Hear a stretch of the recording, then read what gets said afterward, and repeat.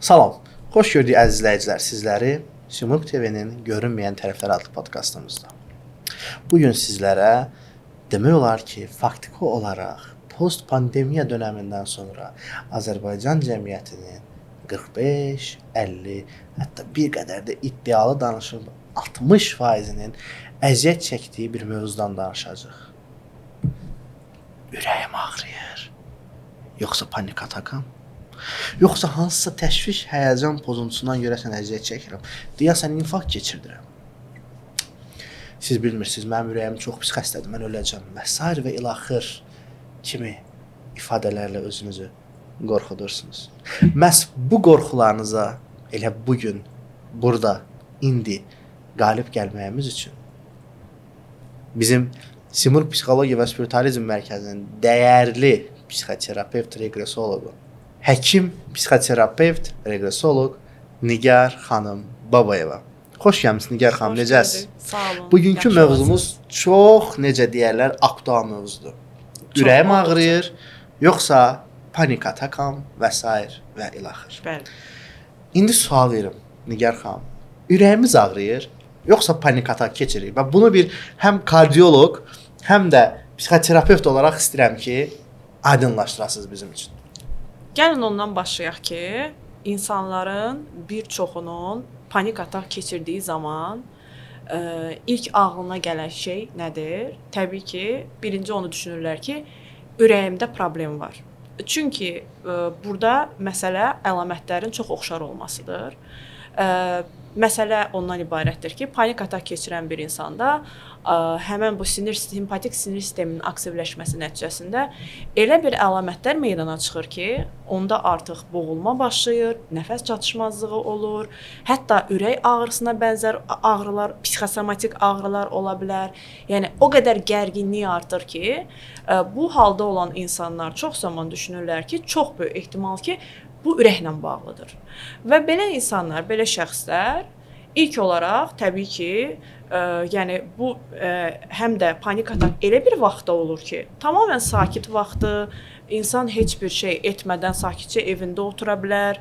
Yəni deyim ki, xüsusi bir nəsə edibdi, aktivlik göstərib, yox, sakitcə evində oturduğu halda birdən-birə onda panik atak başlayır və təcili yardımı çağırır ki, ürək şikayəti ilə ki, deyəsən mən infarkt keçirdirəm. Yəni bu bir 100 təsbitdən 99-unda rast gəlinən bir şeydir. Ki mən panik atak keçirdirəm, daha doğrusu mən infarkt keçirdirəm və təcili yardım dəvət olunur və orada artıq işin gedişatında müəyyən olunur ki, əslində ürəkdə heç bir şikayət, yəni ürək tərəfdən heç bir problem yoxdur və bu sırf nevroloji, psixoloji bir vəziyyətdir və ona görə də bir çox insan da bu sahədə maarifləndirmək üçün zaten biz podkastda eləyirik ki, bunu ayırd eləyə bilsinlər. Yəni bu panik atakdır, yoxsa ürək xəstəliyidir. Bunu gedişatda anlayacağıq. Tamam. Onda yenə qəşəng bir sual vermək istəyirəm. Buyurun. Hamıya maraqlı gələcək. Aha. Tutalım ki, pasiyent deyir ki, təcili tibbi yardımı çağırıb və vurğulayır ki, mən infarkt keçirirəm.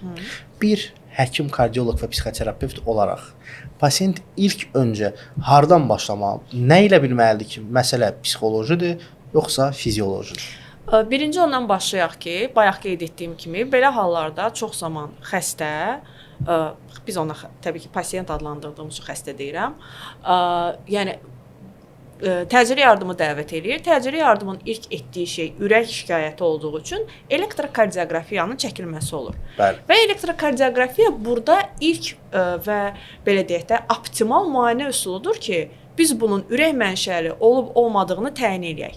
Əgər elektrokardioqrafiyada müəyyən işemiya əlamətləri olsun. İndi mən burada bir qədər həkimlərin istifadə etdiyi terminlərdən bəli, çox dərinə getmədən istifadə eləyəcəm ki, məsələn, işemiya əlamətləridir, infarkt önü əlamətlərdir, infarktın artıq başlaması əlamətləridir, infarktdan sonrakı artıq, yəni infarkt keçirilib artıq onun əlamətləridir. Əgər bu əlamətlərin heç biri yoxdursa və həkim təbii ki, orada onu elektrokardioqrafiyanı edən şəxs tibbi yardımın həkimi olur. Və bu həkim baxanda o lentdə heç bir dəyişiklik görmürsə, artıq birmənalı olaraq burada demək olur ki, bu ürək mənşəli bir proses deyil. Yəni burada heç bir ürək xəstəliyindən söhbət gedə bilməz. Yəni burada ilk optimal müayinə üsulu. Çünki biz o xəstənin o elə bir vəziyyətdə olur ki, panik atak zamanı biz ona yəni başqa bir baxışla heç bir cür onu təyin edə bilmərik ki, bu həqiqətən ürək xəstəliyidir, yoxsa bu nevroloji bir şeydirmi, yoxsa bu psixoloji bir şeydirmi? Bizim bir dənə əlimizdə olan ən optimal müayinə üsulu bu elektrokardioqrafiyadır və biz orada heç bir şey görməyəndə o qənaətə gəlirik ki, bu tamamilə nevroloji, psixoloji bir vəziyyətdir. Çox provokativ bir sual vermək istəyirəm. Propaganda yaratmaq istəyirəm. Ajotaj. Ajotaj. Panik atakı hansı həkim müalicə edə bilər? Baxın, suallar verəcəm, xahiş edirəm. Aha. Qəsdən biraz A variantı endokrinoloq. Onu başa çıxın. B variantı nevroloq, C variantı psixiatr, D variantı psixoterapevt, bir dənə də E variantı ora deyə əkləyək kardioloq. Çox əla bir yerə toxundunuz. Çünki bizim insanların panik atakdan əziyyət çəkən şəxslərin ilk yəni təbii ki, insan o vəziyyətdə olanda özünə bir belə deyək də çıxış yolu axtarır və mütləq şəkildə də o başlayır həkim axtarışına çıxmağa ki, mənə hansı həkim kömək edə bilər. Biz niyə görə burada ürək mənşəli yəni olmasını təxmin edirik və ondan daha çox şübhələnirik? Xəstələr daha çox bundan şübhələnirlər və şübhələndikləri halda da ilk onların ağlına gələn şəxs kardioloq olur. Və kardioloqa müraciət edirlər, orada rutin müayinələrdən keçirlər və kardioloq deyir ki, sizin heç bir şikayətiniz, ürəklə bağlı heç bir probleminiz yoxdur. Sizin ürəklə bağlı heç bir xəstəliyiniz yoxdur və daha sonra bu xəstəyə sakitləşdiricilər və s. belə buna oxşar bir dərmanlar yazırlar. Bəziləri bitki tərkibli olur, bəzi kimyəvi tərkibli də ola bilər. Və nəticə etibarilə də bu xəstə müvəqqəti olaraq yaxşılaşır. Sakitləşə bilər, bir qədər sinir sistemi tənzimlənə bilər. Yəni bu normal bir vəziyyətdir. Amma bir müddət keçəndən sonra panik atak təkrarlanır. Və yenidən xəstəyə də bir sual yaranır ki, yaxşı, bəs mən axı getdim, müayinə olundu, mənə dedilər, məndə heç nə yoxdur. Mən niyə eyni vəziyyətə düşürəm? Və yenə də həkim axtarışına çıxır. Əslinə baxanda bu xəstələr, panik atak xəstələri, bildiyimiz kimi panik atak zaten təşviş həyəcan pozuntusunun bir formasıdır. Bir onun təzahürlərindən biri olduğu üçün bunu müalicə edən ilk növbədə psixiatrlar, psixoterapevtlər olmalıdır. Psixiatrlar niyə görə? Çünki dərman müalicəsini edən bu xəstələr üçün psixiatrlardır. Psixoterapiyanı aparan isə psixoterapevtlər, psixoloqlar ola bilər və eyni zamanda da onu qeyd edeyim ki, bir çox şəxs nevroloqlara müraciət edir. Bunu da başa düşmək olar, çünki orada sinir sisteminin elə bir vəziyyəti olur ki, bu həddən artıq nevroloji statusu xatırladır və ona bənzəyir. Və ona görə də bir çox insan nevroloqa müraciət edir. Deməzdim ki, hər kəs üçün bu keçərlidir, amma çox hallarda bu belə kömək etmir. Çünki orada istifadə olunan dərmanlar, kimyəvi vasitələr müvəqqəti bir effekt yaradır. Tutaq ki, kurs müalicə aparılanda müəyyən qədər insanda yaxşılaşma olur, amma bir müddət keçəndən sonra o panik ataklar yenidən qayıda bilər və burada artıq biz gəlib çıxırıq məsələnin psixoloji tərəfinə. Ümumiyyətlə biz burada zaten podkastımızda məqsəd odur ki, bunu vurğulayaq ki, panik atak yəni bu zaten özü-özlüyündə elə bir prosesdir ki, burada psixoloji tərkib hissəsi fiziolojidən daha çoxdur. Yəni bunun başlanğıc səbəbi çox zaman psixolojidir. Və ona görə də mütləq şəkildə əgər dərman müalicəsi qəbul olunursa belə, onunla yanaşı psixoterapiya aparılmalıdır. Belə bir sual vermək istəyirəm. Panik atak keçən insanlar çox vaxt bədəninin həddindən artıq çox isindiyini, yaxud da bədənin həddindən artıq çox soyuduğunu, bəzən ürək döyüntülərinin sanki boğazında olduğunu, bəzən də ki, necə deyərlər, panik atakla bərabər, məsəl üçün, digər bir fobiyalar da olur, məsələn, aqorofobiya olur və s. axır. Onlar qapalı yerdə dayana bilir, klaustrofobiya olur falan. Dayana bilmirlər, yaxud da ki, açıq məkanda qurtulub çıxa biləcəkləri bir məkan olmadığı hallarda panik atak keçirdikləri zaman müəyyən simptomlar sadalayırlar. Siz buradan bizim dəyərli izləyicilərimizə hansı texnikanı deyə bilərsiniz ki, məsələn, panik atak keçirən şəxs o ölüm qorxusunu yaşayır, narahatlıq keçirirlər, stres yaşayırlar. Onlar hansı texnikanı istifadə eləsinlər ki, həmin an ən azından özlərinə profilaktik olaraq ilkin yardımı göstərə bilsinlər? Əslində yaxşı bir yerə toxundunuz. Çünki bir çox insan bəzən heç həkimə müraciət edə bilmir və ya ola bilər ki, həkimə müraciət etsə də heç bir orada bir nəticə əldə etmir, panik ataklar təkrarlanır deyə hansısa tənzimləmə üsulları axtarırlar, hansısa bundan çıxış yolları axtarırlar. Burada hansı metodları tövsiyə edə bilərik, hansı texnikaları və ya tövsiyə edə bilərik? Birincisi, aktiv hərəkət etmək. Bildiyimiz kimi panik atak zamanı simpatik sinir sisteminin aktivliyi artır. Və bu zamanda bu dediyimiz ürək döyünmələrinin artması, insanda o dediyiniz o istilənmə, soyuma reaksiyalarının olması, ümumiyyətlə insanın sinir sistemində o baş verən proseslərlə əlaqəlidir. Üstəlik də burada hormonal sistemdə, böyrək üstü vəz sistemi də bura qoşulur. Ümumiyyətlə panik atakda insana elə gəlir ki, burada bir təhlükə var. Yəni insanda real təhlükə olmasa belə insan bu vəziyyətdə sanki ona bir impuls gəlir ki, təhlükə var və təhlükəyə cavab olaraq da bədəndə bu cür reaksiyalar baş verir. Və bu sistemi, bu sinir sisteminin bu sanki qorxuya qarşı, təhlükəyə qarşı cavab reaksiyasını bir qədər stabilləşdirmək üçün birincisi fiziki hərəkəti deyə bilərik. İkinci növbədə nəfəs alma texnikaları. Kvadrat tənəffüs barəsində çoxları bilir. Bunun hətta YouTube-da da müxtəlif belə deyək də vardır. Yəni bunun videoları vardır ki, o sayla o kvadrat tənəffüsə baxmaq olar. Məsələn 4 tənəffüsü deyirlər.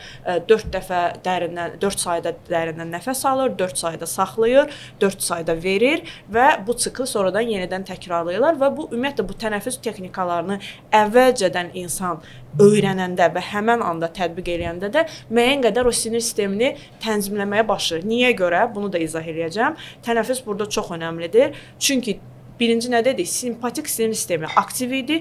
Biz nəfəs alanda dərindən o zaman parasimpatik sinir sistemi artıq aktivləşməyə başlayır. Azan sinirin aktivliyi artır və bu zamanda yavaş-yavaş insanda stabilləşmə başlayır. Sinir sistemində stabilləşmə başlayır.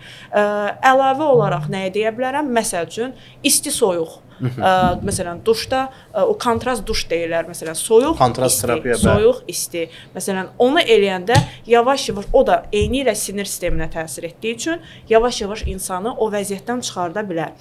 Təbii ki, daha bundan o irəlilənmiş, daha belə təkmil texnikalar vardır. Amma bunu daha yaxşı olar ki, psixoterapevtlə, psixoloqla müzakirə olunsun, o məsləhət görsün, o belə deyək, öyrətsin, vərdiş halına çevirsin ki, insan özü bunu tənzimləməyə başlasın. Daha yaxşı olar ki, insan artıq bunun tamamilə o əsas səbəbini aradan qaldırsın ki, panik atak ümumiyyətlə təkrarlanmasın.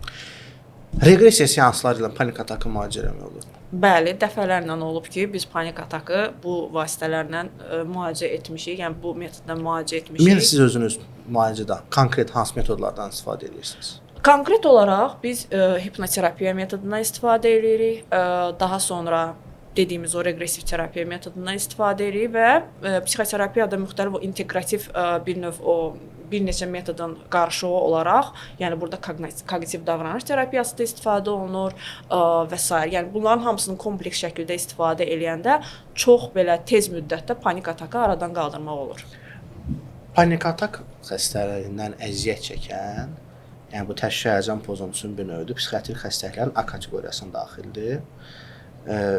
Nigar doktorun sözünə qüvvət olaraq bildirmək istəyirəm ki, əziz izləyicilər, ümumiyyətlə psixiatrik xəstəliklərin A kateqoriyasına daxil olan xəstəliklər 80% psixoterapiya ilə 20% psixiatrik dərmanlar vasitəsilə müalicə olunur. Bu da hansı hallardır?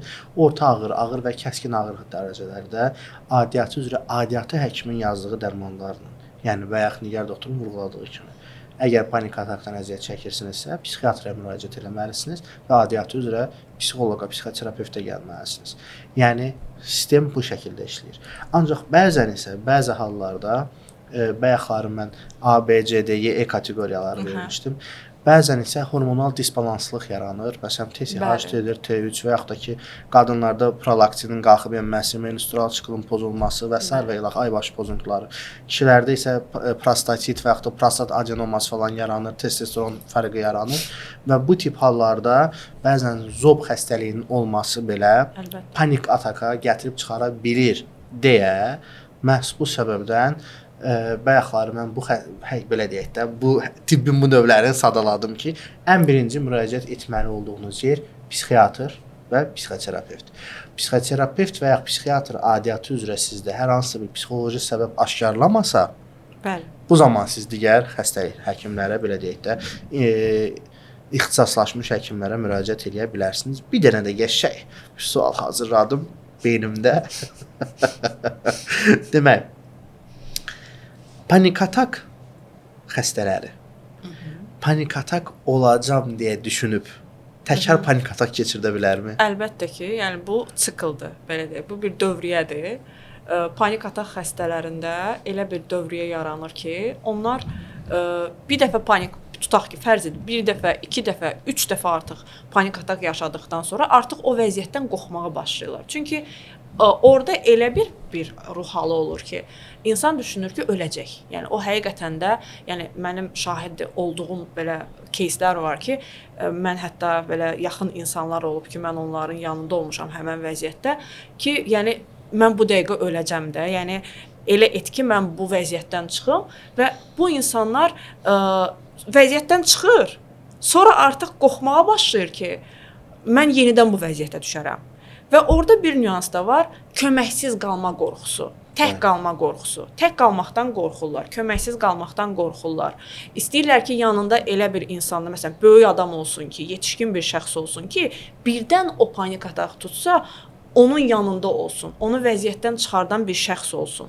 Çünki tək qalanda elə bir o təhlükə vəziyyətinə yenidən düşür. O düşünür ki, aha, başladı. Yəni fon gəldi də. O fon gələndə o qorxu yenidən başlayır. Bir qorxu elə bir sikl yadır. Qorxu simpatik sinir sistemi aktivləşdirir. O öz növbəsində düşüncəyə səbəb olur ki, mən öləcəm indi. Əksinə ölmək qorxusu təzədən yaranır və belə sikl yaranır. İnsan təkrar elə bir ki, o vəziyyəti yaşadıkca çox, yəni ciddi şəkildə həyat keyfiyyətinin pozulmasına səbəb olur. Belə bir sual vermək istəyirəm. Panik atak keçirən şəxslərə gün ərzində, yəni təbii ki, kifayət qədər hədd aşmamaq şərti ilə çoxlu su içməyi məsləhət görərsinizmi?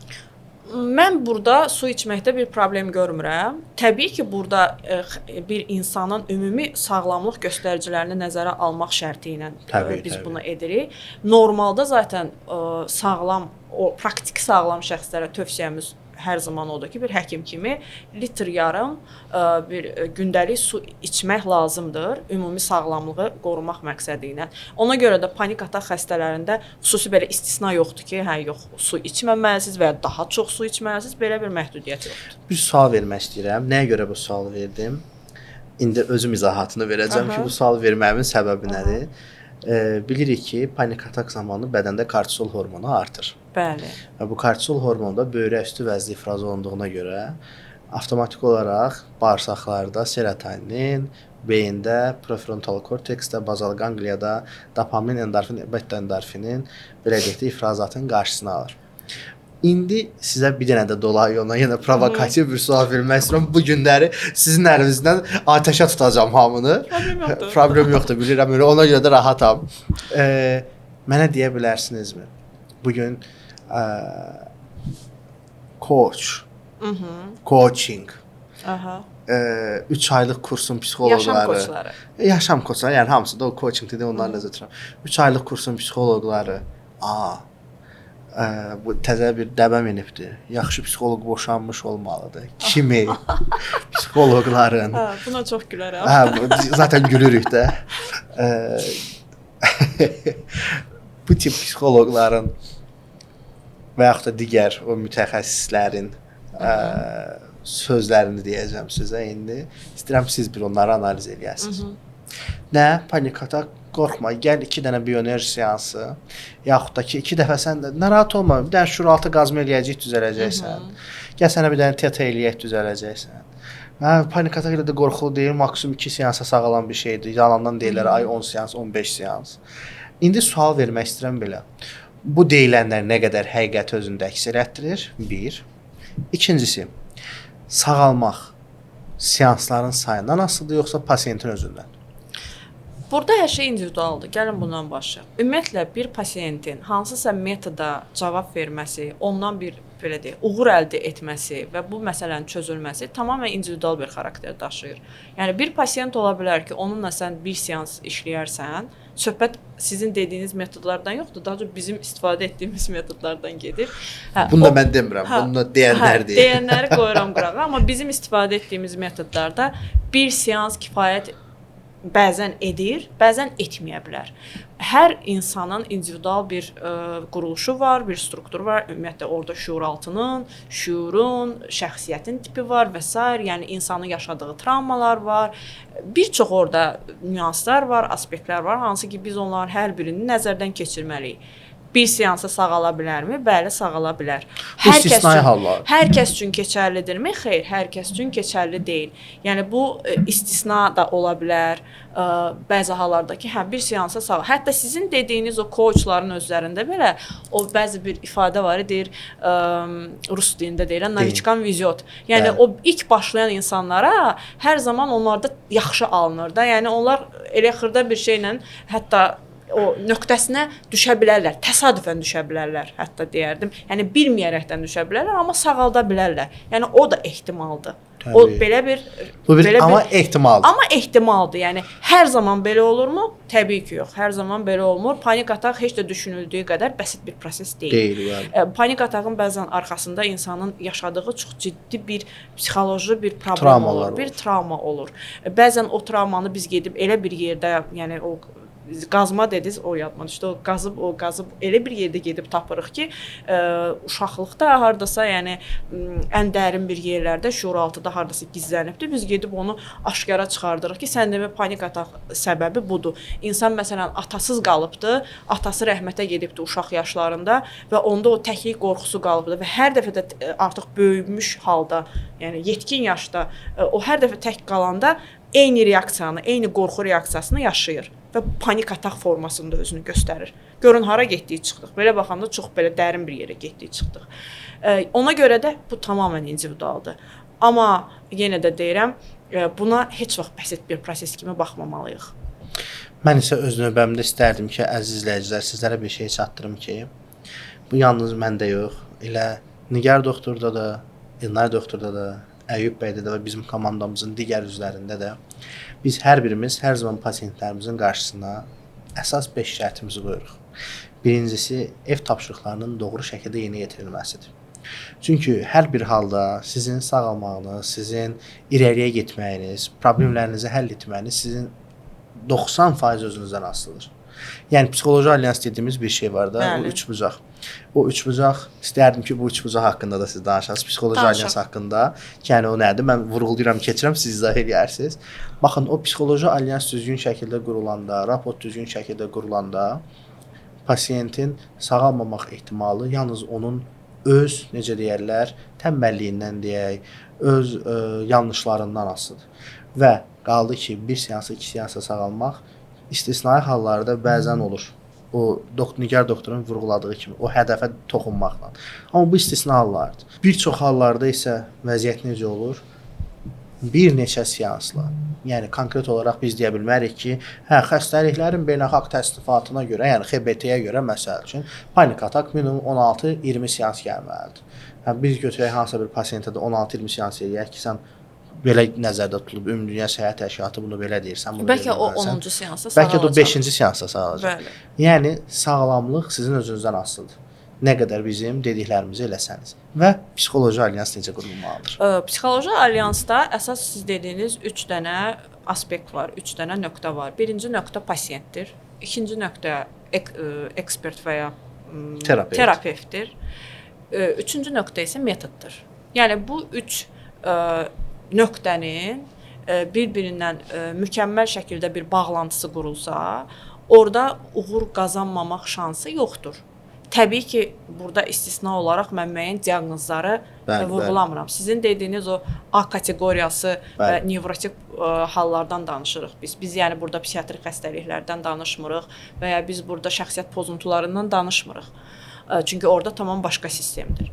Və bu alyans zamanı belə deyək də, əgər biz belə bu alyansı qurduqsa, təsəvvür edin ki, elə bir ki 100%lik bir sistemdir, onu 3 yerə bölürük, 33, 33, 33 təxmin edirik ki, belə və hərəsindən elə bir 33% bir məsuliyyət düşür.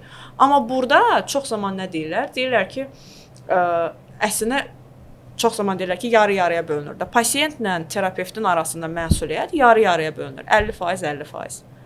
Bir çox xarici ədəbiyyatlarda isə pasiyentin məsuliyyətini qaldırırlar 80%-ə qədər. Bəli.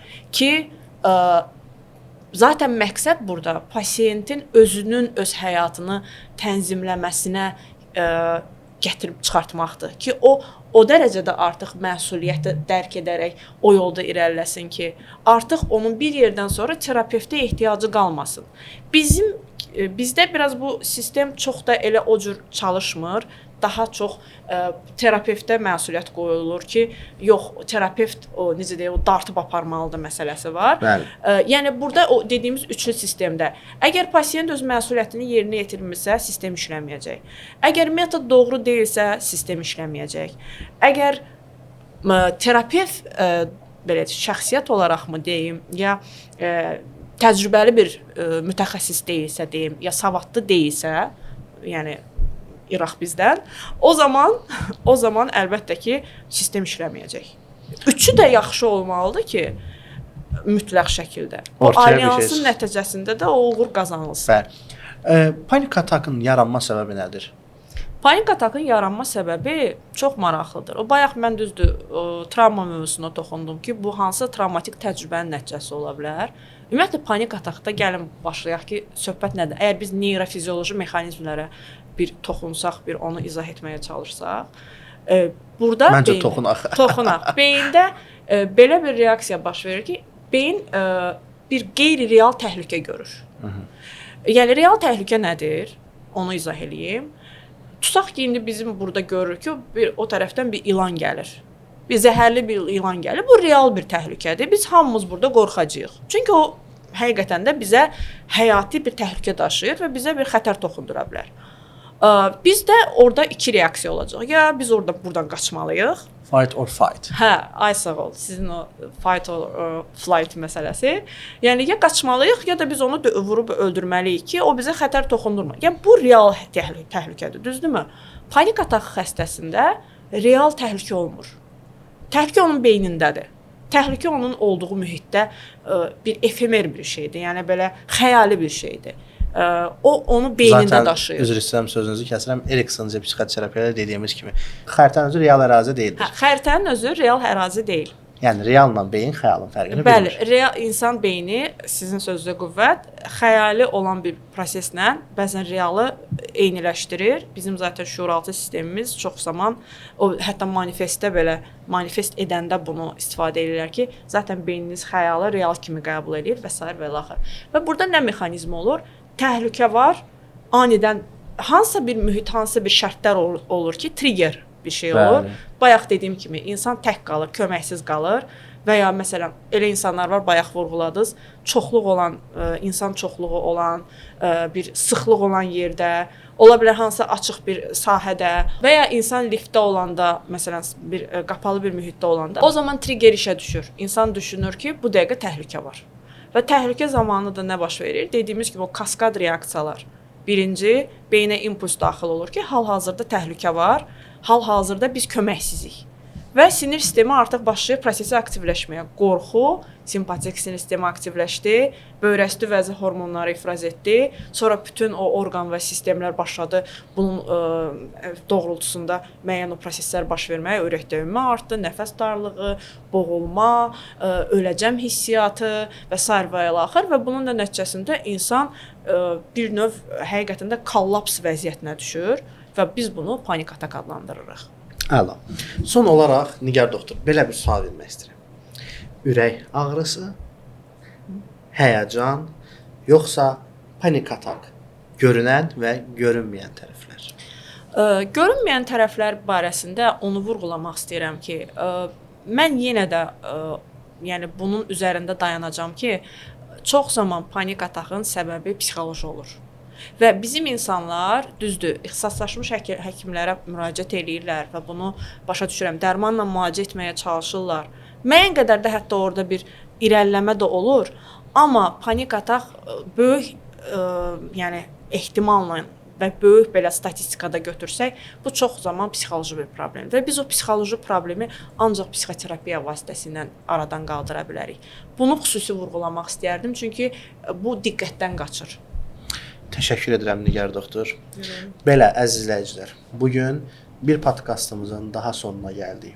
Bu gün ürək ağrısı, panik atak, yoxsa hər hansısa bir təşviş həyəcan pozuntusundan əziyyət çəkdiyimizi, yoxsa çəkə bildiyimizi, yoxsa çəkirikmi kimi sualların cavabını aldıq və eyni zamanda ən əsası hansı mütəxəssisə birinci getməliyik onu öyrəndik. Sonda isə əziz dostlar, bir daha nəzərinizə çatdırmaq istəyirəm ki, siz bizim podkastımızı Simurq Psixologiya və Spiritüalizm Mərkəzinin sponsorluğu ilə izləyirsiniz. İzləmədə qalın.